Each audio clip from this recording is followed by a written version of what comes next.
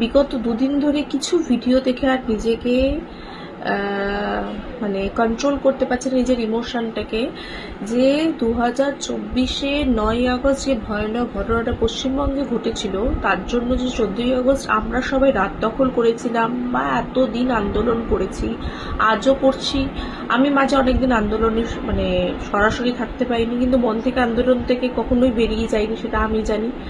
আরও ভবিষ্যতেও আন্দোলনে আমি থাকবো।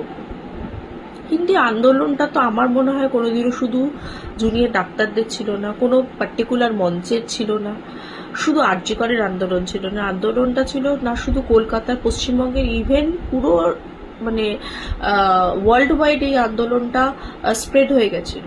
তাহলে এই আন্দোলনটা একটা গণ আন্দোলন ছিল, আছে এখনো, জনসাধারণের আন্দোলন ছিল, আছে, আর ভবিষ্যতেও থাকবে। এই আন্দোলনটা কখনোই কোনো বামপন্থীদের আন্দোলন ছিল না, না তাদের ফ্র্যাঞ্চাইজিস নেওয়া ছিল যে শুধু বামেরাই আন্দোলন করছে বা তাদের আন্দোলন এটা।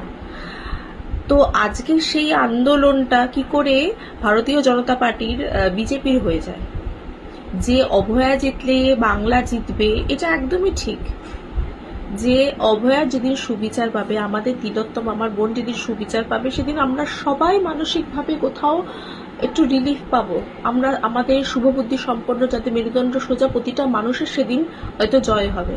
তার জন্য পদ্ম ফুলে ভোট দিন, সরি এটা মেনে নিতে পারছি না, তার জন্য আমি ভিডিও মানে বাধ্য হলাম বানাতে।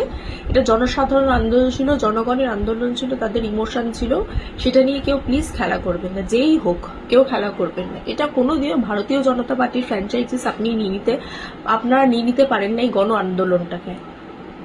না এটা বামপন্থীদের কিছু জনসংখ্যক বামপন্থীরা থাকতে পারে, কিন্তু কখনো বামপন্থীরাও বলেনি যেটা আমাদের সিপিআইএম এর আন্দোলন।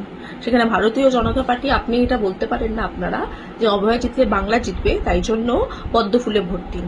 এটা প্রতিটা শুভবুদ্ধি সম্পন্ন সোজা মেরুদণ্ড সোজা করে যারা পাড়ায় পাড়ায় থ্রেড কালচারের বিরুদ্ধে গিয়ে আন্দোলন করেছে, তাদের প্রতিটা মানুষকে অপমান করা। কারণ এই অভয়ার আন্দোলন কোনো রাজনৈতিক আন্দোলন ছিল না।